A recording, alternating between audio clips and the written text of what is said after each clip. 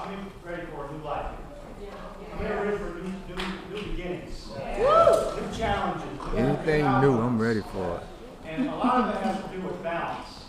Okay, because as marketers, we're learning skill sets from Nicole and Tracy, from all the other leaders that impact our business.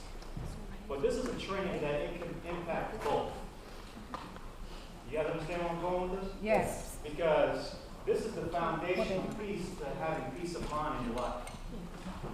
How many guys have a financial plan already set? Raise your hand. I don't need to say kangaroos. I need to see up here.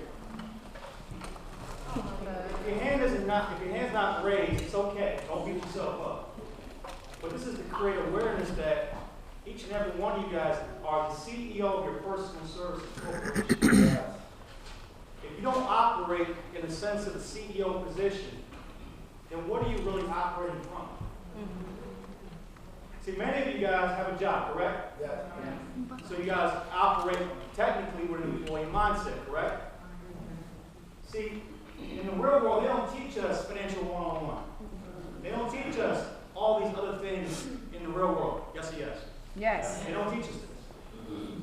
So we have to go out and fend for ourselves and actually understand that how money really truly works.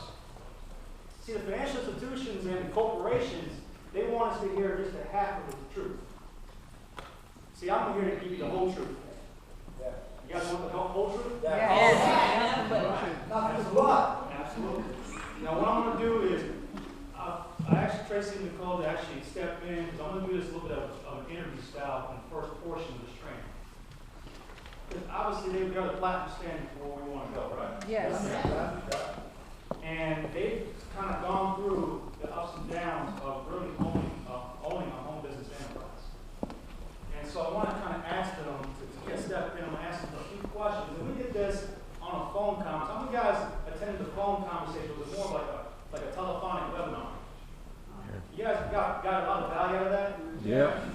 Because when I asked Tracy these questions, you heard from a multiple six-figure earner how she structured her financial portfolio, how she structured her way to success, both in her personal life and her business life. See, as a business owner, you have two sides of the coin. You have a personal life and you have a business life. Okay? And the two have to be mirrored together. You're making executive decisions every day on both sides. Yes or yes? Yes. Okay? So, is Nicole here? Yeah, she's probably taking photos. Okay, that's fine. So let me ask Tracy a couple of questions here. Because this is really where a lot of this came about. As a CEO of your own services corporation, how do you monitor, track, and analyze how income is coming in? For what purpose is it ultimately designated for? And how do you have your business set up in regards to operation, taxes, marketing, and so on? What claim?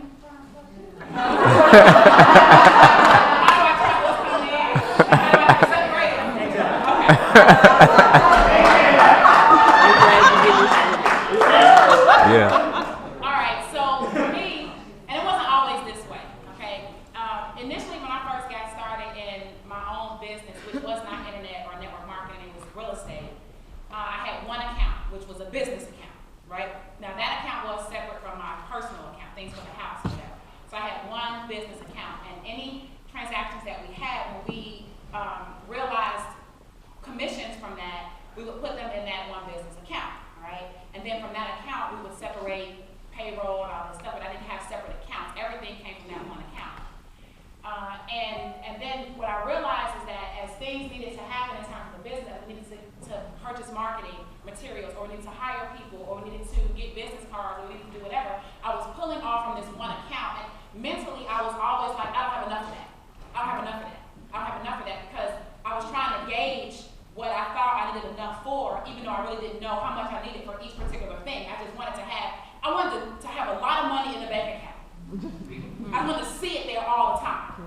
Right? And to spend it would mean that the number would decrease. And the number decreased, that was a problem.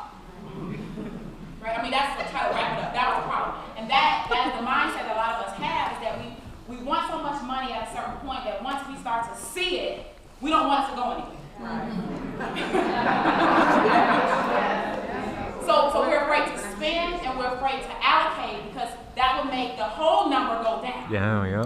And subconsciously it's doing something to us. So I started studying some financial things. I'm trying to hurry up, right? I started studying some financial things, and it was really more about, you can't worry about the big number, right? Because ultimately the big number should be the total amount of all the numbers, right? And you may not see the whole number at once. You log into your bank account and you see $50 million. Nobody does that in the business world, right? They don't do that. You might see $2 million over here, $500,000 over here, $25,000 over here, this and that, right? You have accounts that help you put all this stuff together and where to go and this and that. But I had to get over needing to see the full number at once and being comfortable with letting go of that, right? That's an issue that we have up here, okay? So once I got okay with that, I started to say, all right, if I brought in $30,000, and I'm going from my real estate transactions, okay, like one deal, $30,000. If I made $30,000 in a deal, well then how much of that really should go towards reinvesting to get new customers? How much of that should actually go into payroll set aside? How much of that should actually go into taxes? Because at the end of the year, during the year in the business, nobody's taking taxes out your check. Right. Mommy and daddy not taking money out your check to make sure you pay for later. Right? Right. You got to be responsible to do that on your own. And so how much I need to set aside for taxes? How much? And then I said, oh, this is how it works. And as soon as I started to grasp the concept, the real estate market went down, my business went away. So it was very easy for me to start applying it to network marketing when I got involved with it because I already started learning the processes over there. Y'all with me?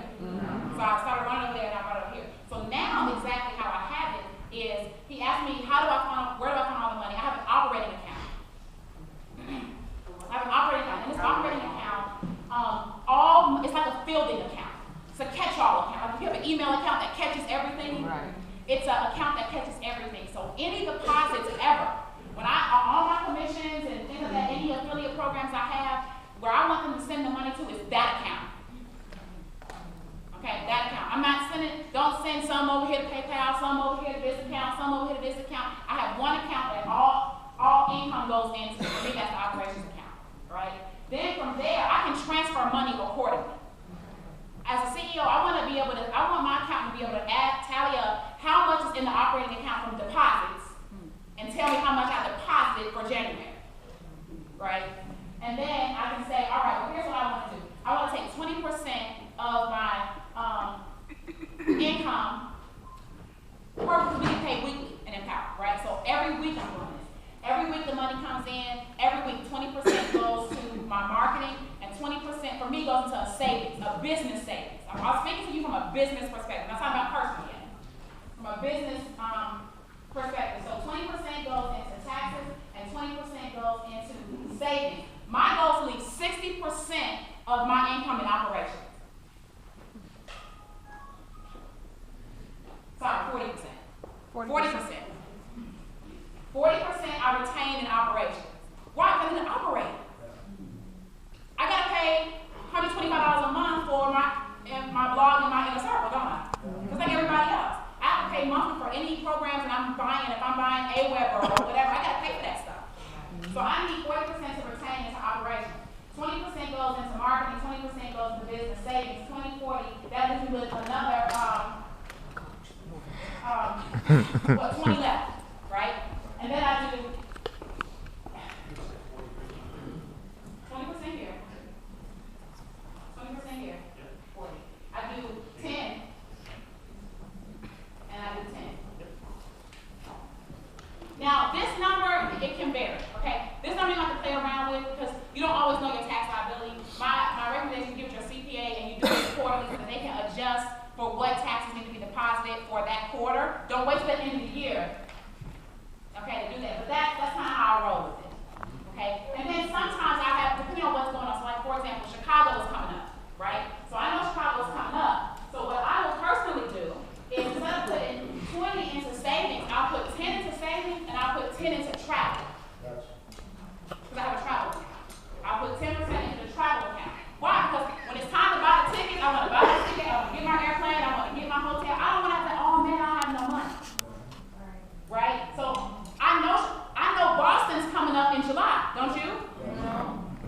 do now. So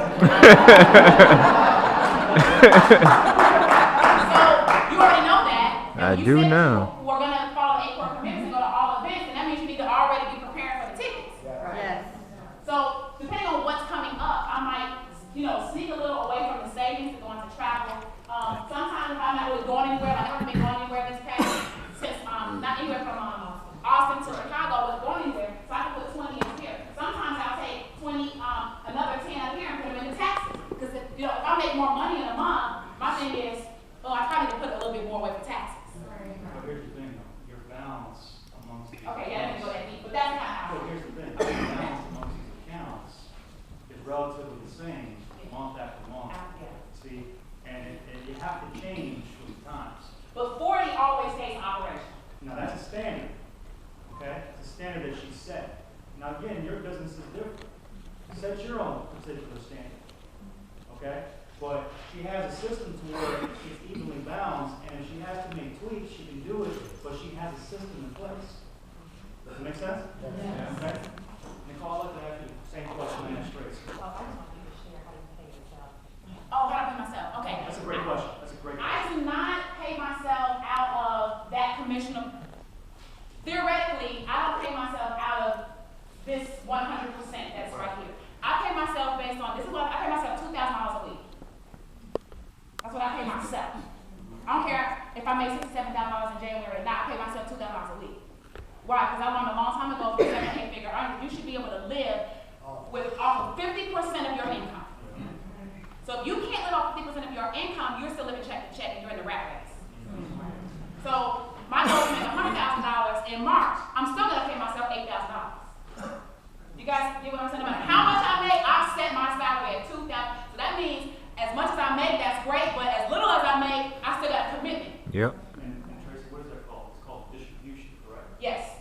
What did you say? It's called a distribution. It's called a distribution. It's kind of like a salad. Okay, well, obviously she's accumulated that money over time. Now she has the ability, capacity to fluctuate her salary. She can give herself a raise if she wanted to based on cost of living. No, I'm saying like out of which account do you pay? None. None. What I do is I just take and it comes out of operation. It comes out of operation. I'm sorry.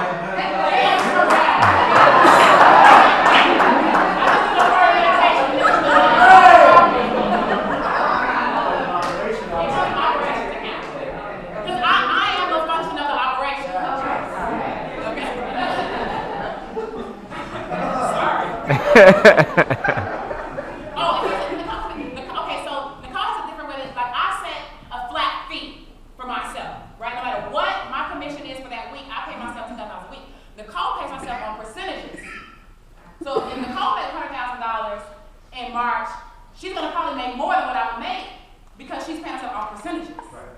You guys see what I'm saying? You gotta do it the way you want to do it. Yeah, I was just gonna share, this is such high level stuff, y'all. We actually talked about this, Kiwiana and Diana, when we were coming up here, because a lot of us never had money before. So when you start making it, you think it's time to spend it. Tracy covered that I was in real estate too, so we were in the same boat. So what I did, I did this when I was in real estate, because what happens, guys, is you easily, when you start making money, it's so quick that it can happen where you easily start making $30,000. And for me, I was freaking out that I didn't blow my money, so there's a system called envelopes. M-V-E-L-E-L-O-P-E-S.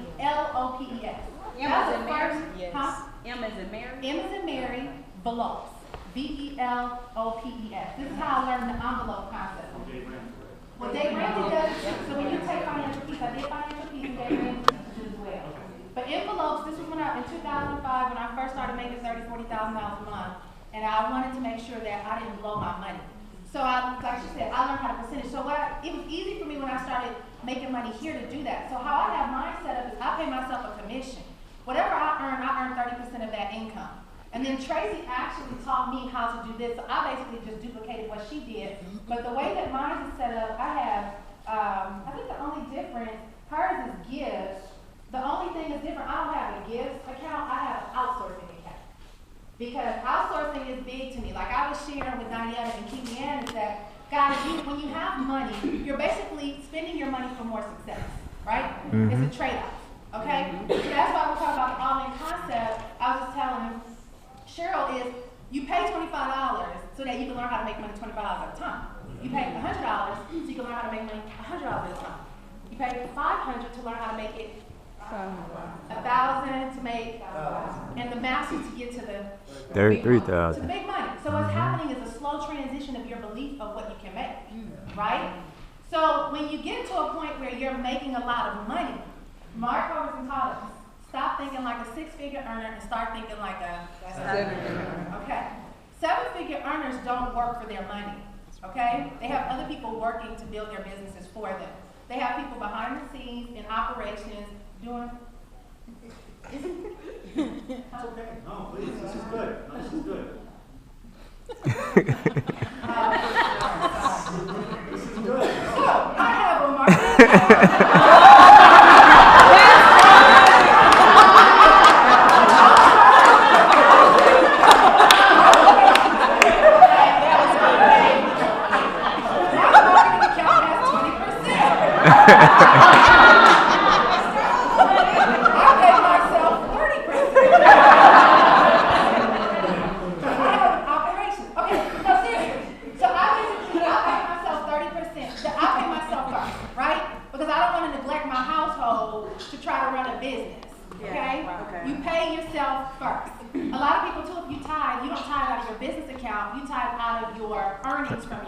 Right. Okay? So if you get 30%, you go ahead and that you put whatever commission you want to put on. In the beginning, guys, your account might be a little different, so you might need more money in the beginning. Yeah. And as it grows, you can do a little bit percentage, okay? So I do 30% for myself. I have an operation account. I can't remember the percentages, but my operations is about 30%.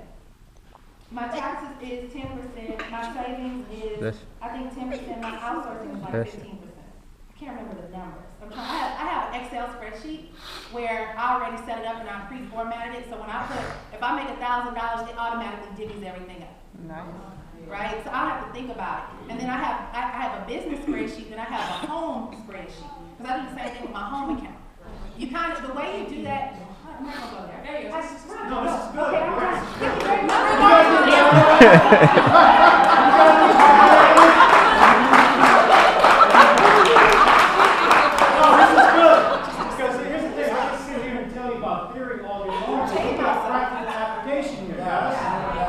Would you guys rather learn from practical application? Yes. So, that's powerful. One more thing. The reason I do the lump sum, I'll tell you this, from a real world practical experience. When I was trying to buy that car, for example, lenders and people still like W-2 looking income. Right? Yes. So I had to start putting myself where when they would look at my account, they would see the same amount every month. consistently enough, and they say, oh, that must be her paycheck.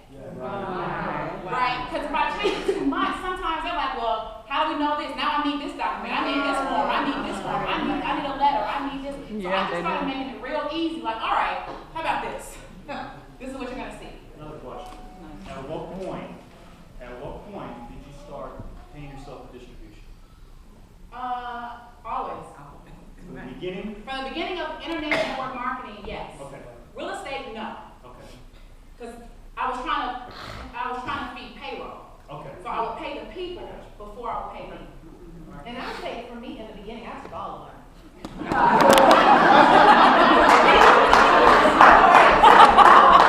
worked everything else into that. Well, because what was happening in the beginning is I was using everything out of a personal account. Right? I did the same thing. We used all the money. What happened was all those accounts didn't exist. That was One the account. basis of my question. That was the basis of my question, Yeah. because a lot of folks, when they get started, they're taking distribution out of the personal account. Yes. See, I practice what I preach. Get a business account. This is a business debit card. Yeah. I practice what I preach. Again, you guys should do the same. Great. I love it. Let's give them a round of applause, guys. Yeah.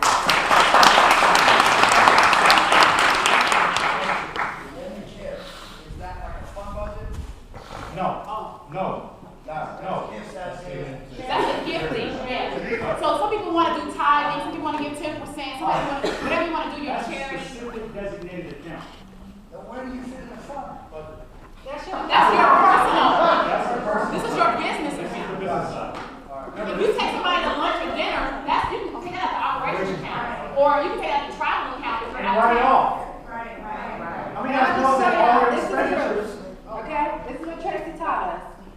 my travel card. This is my Yep. outsourcing card. Yep. This is my marketing card. This is No. my taxes card. This is my operation. Stop it. Wait, who is all that from?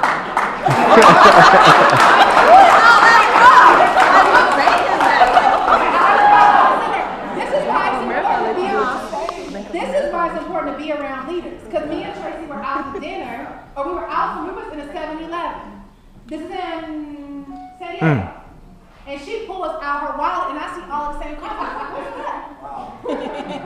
like, what's that? Yeah. So she told me what to do. By the time we got in Austin, the first time we went to dinner, what did I do? Set up those I was accounts. like, you're gonna be so proud of me. Operating account, travel account. It said. It said on there. It says it on there. You can have Yeah. it put on there. It says Unified Enterprises, Tracy Walker operating. It says Unified Enterprises, Tracy Walker travel.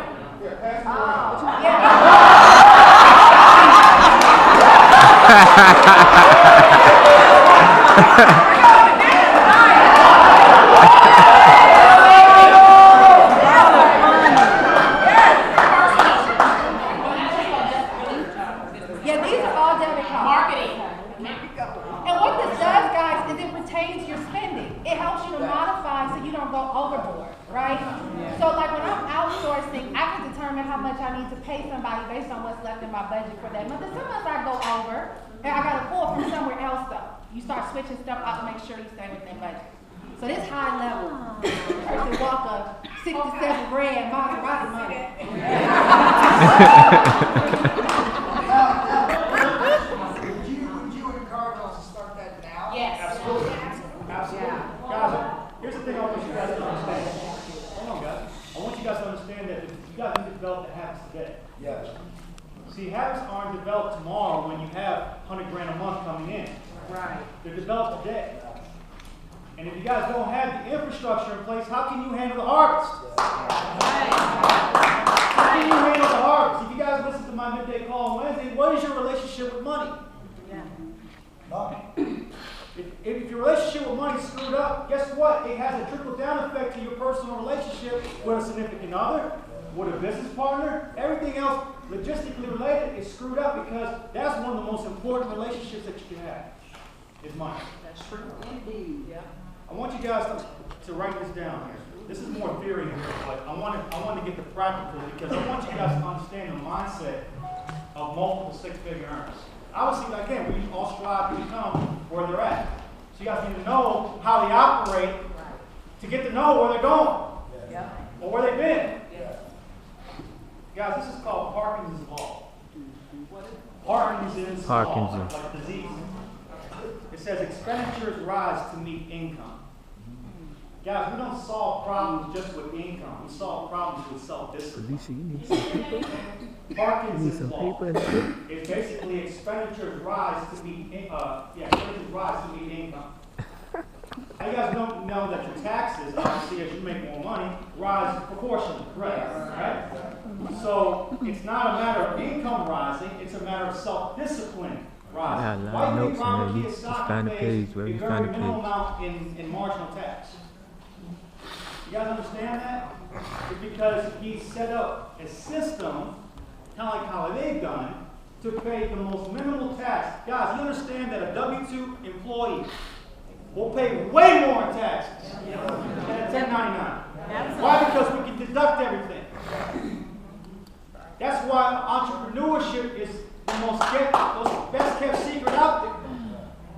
So that's the message that we need to come across is that, listen, it's not just for the monetary value, but listen, the tax advantages, everything else logistically related to it, it has a value to it. Does that make sense? Yeah. I'm sorry, can you repeat that one more time? You said we don't solve problems with something, we solve it with money. We solve it with self-discipline. What was the, we don't solve, what was the first part of it? Meaning that expenditures rise to meet income. You don't solve problems. What was the whole? What We was don't the- solve it with more income, we solve it with more self-discipline. Okay, we don't solve problems with more income. We solve it with self-discipline. How are we structuring everything? How are we systemizing everything in order to us to meet the growing demand as we're going to have once we make $60, $70, $100,000 a month? How many of you guys are prepared for that right now? And if your answer is no, it's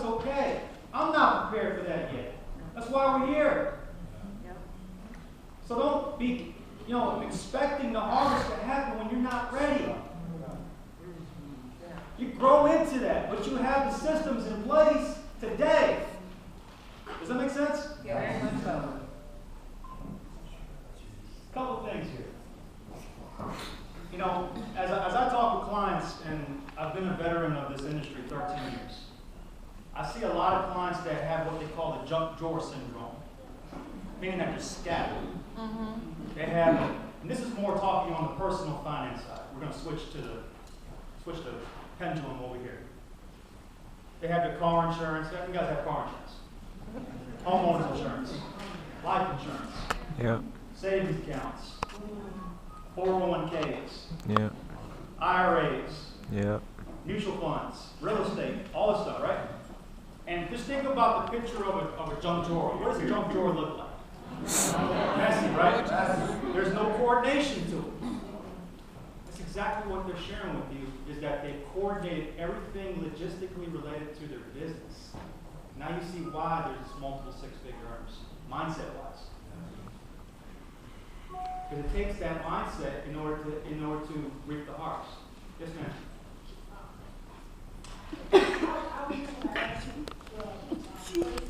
Yes. Setting up your multiple accounts within your business account, can you speak to being a sole proprietor as opposed to an LLC?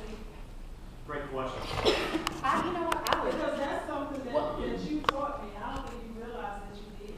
Well, here's the truth, okay? Let me make a disclaimer. I'm not like the person that advises you on which entity is Right. best, okay?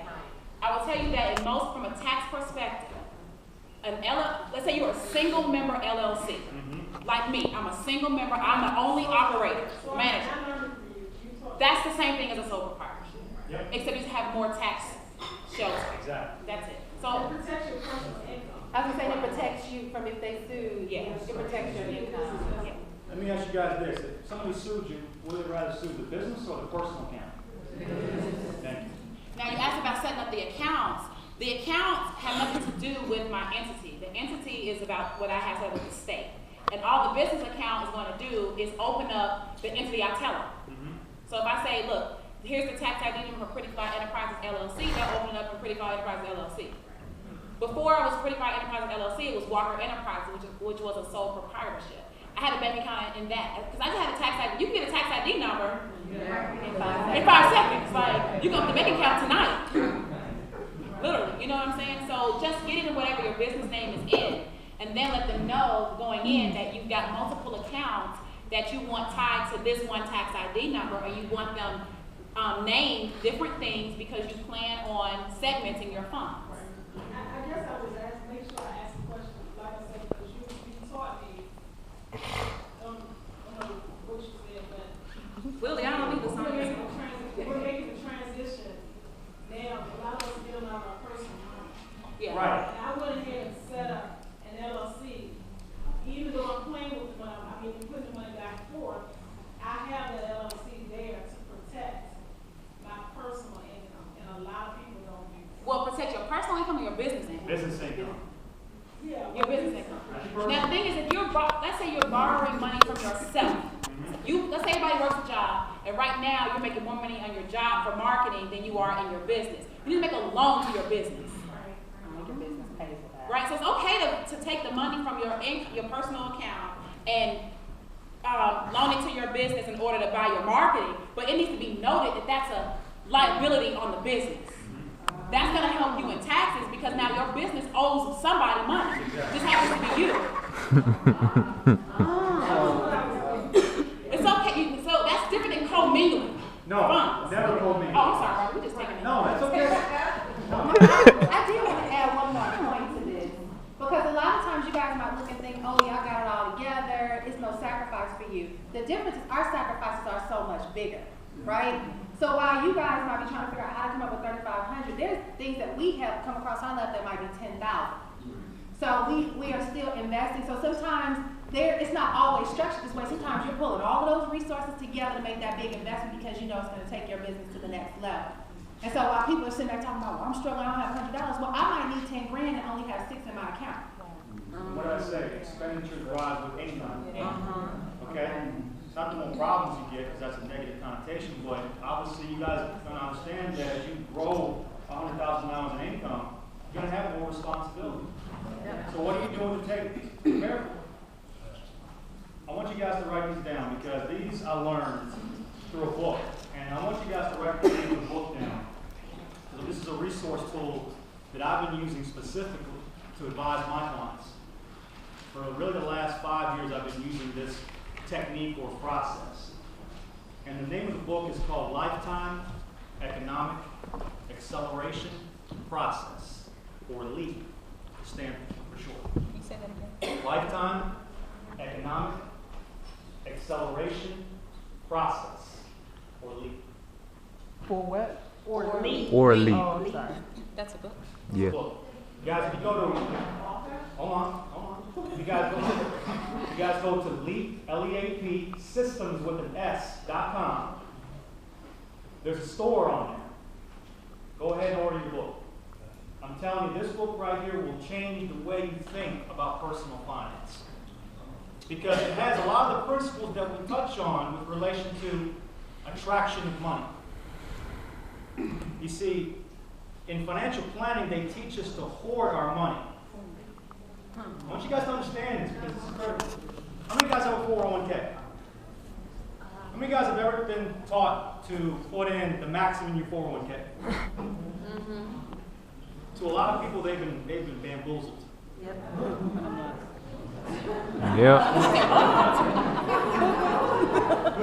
Guys, you understand that if they match a certain percentage, you guys understand it's free money? So why would you put excess and only have one use of that money? You guys understand where I'm going with this? That's why I'm trying to get my money. This teaches you to have multiple uses of money so that you can grow it exponentially. And as a result, you can manifest more money. Because if you read the book Attract Money Now by Joe Vitale. Yep. Joe Vitale, Attract Money Now. It touches on the principle of never hoarding money. Guess what? You don't own money. It may be physical in your pocket in terms of cash, but it's not yours. You're a conduit for money. Does that make sense? Yes. Because money flows from person to person. It transfers. Does that make sense? Yes. It has a monetary value in your pocket, but that monetary value in your pocket is going down every single day. Does that make sense? Why? Because of inflation and because of taxes. See, the corporations and all the financial institutions have understood how to create wealth for years. But they never taught us how to create wealth. They taught us to save, a little bit here and there, get 2% in the savings account, blah, blah, blah, blah, invest in your 401k, buy term, invest the difference. You guys have heard of those concepts before? And you wonder why the middle class is Middle class. It's because the wealthy understand how to structure their taxes, how to structure their personal and financial life, because they understand that decisions are made on both ends. Are you guys getting value out of this? This is what this is about. This is real life stuff. This can impact each and every one of you greatly. I don't take this with a grain of salt. It's important that you guys hear the truth. Okay? Now, there's 9 characteristics to an ideal financial plan. I want you guys to write this down.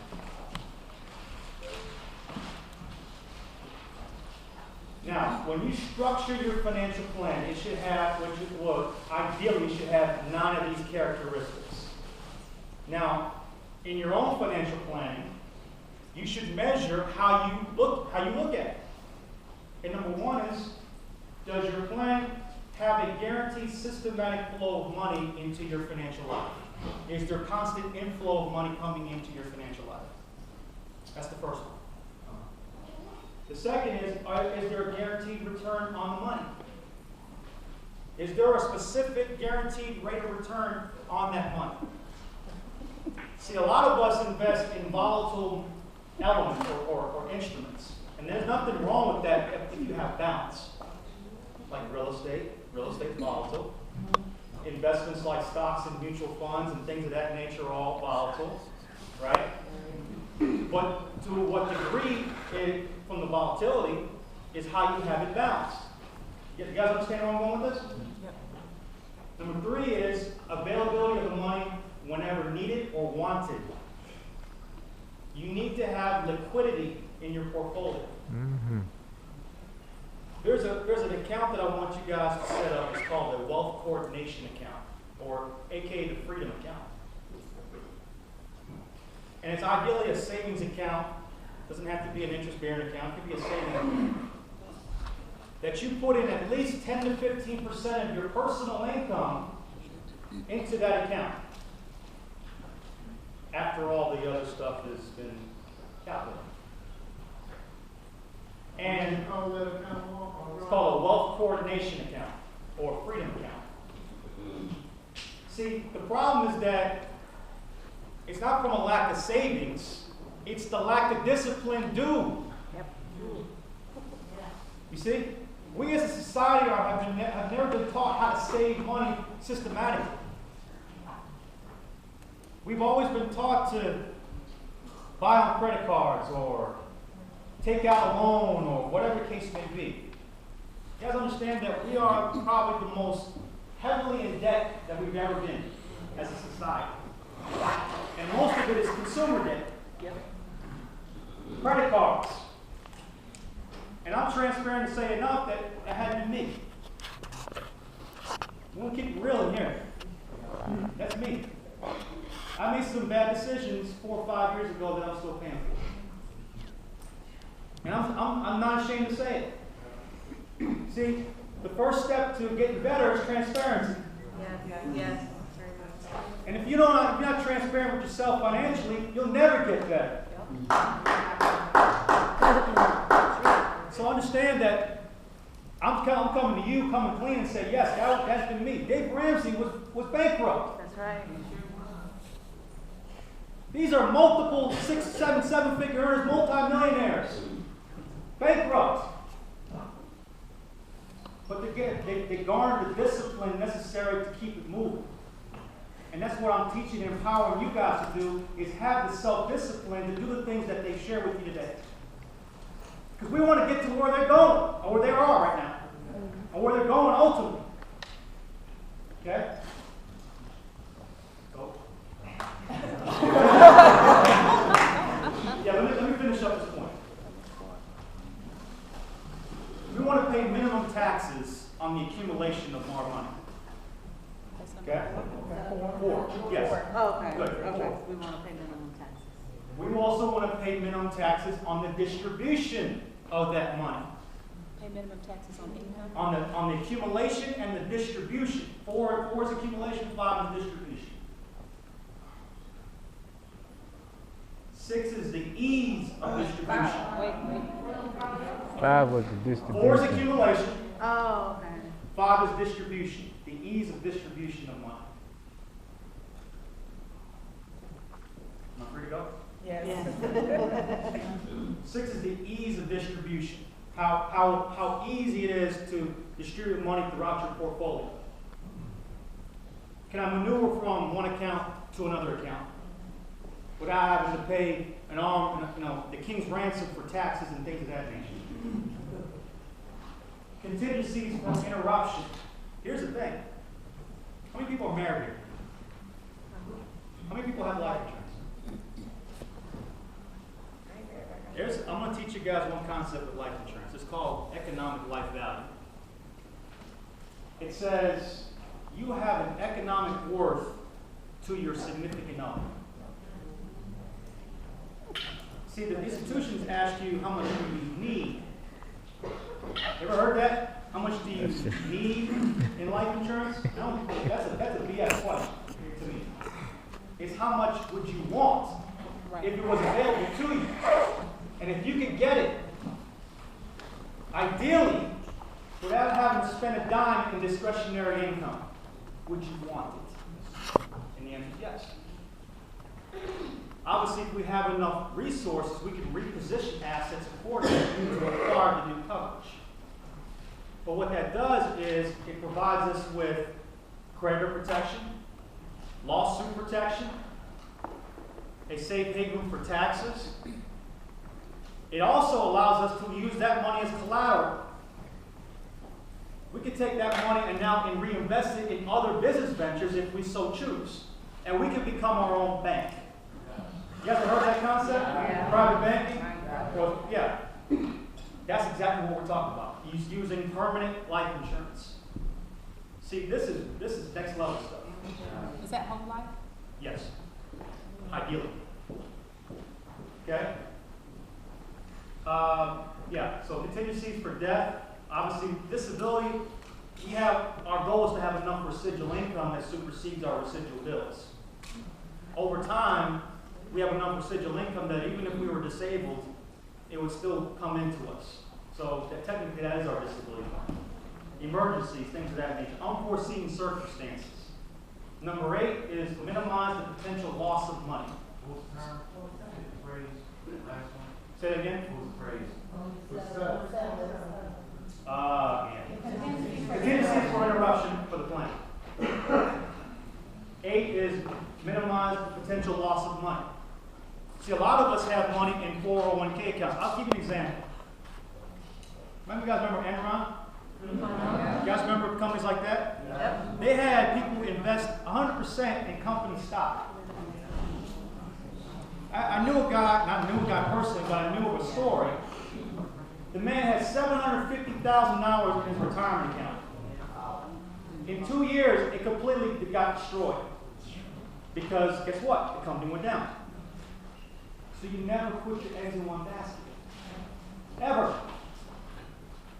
And it's funny because even, let's say Empower Network went public, you would never put all your eggs in one basket. Ever. You guys understand where I'm going with this?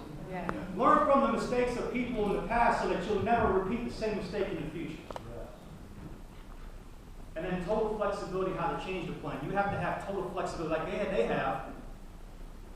She can change her percentages from month to month, but she still keeps the same consistency month in, month out. How many guys got value out of today? There's another book before I wrap up. There's another book. It's called The Power of Self-Discipline by Brian Tracy.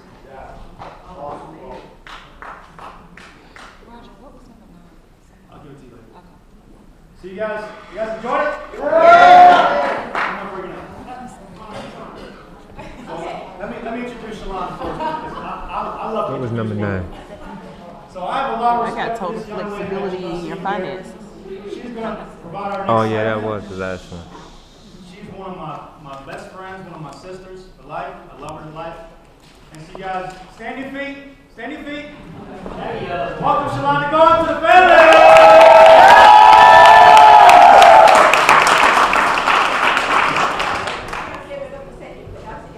Okay, I just want to introduce the next speaker, and she is an amazing lady, she's an amazing friend, she's an amazing business partner, and I just have to tell you guys real quick about 3 years, maybe 2.5 years ago, I've been in business with this particular lady for well, to me it's a long time, it's the longest I've been connected to anybody in business, about four years or so, and I remember about 2.5 years ago, she said, we're going to have this event, and I need you to introduce me, and I was like, what?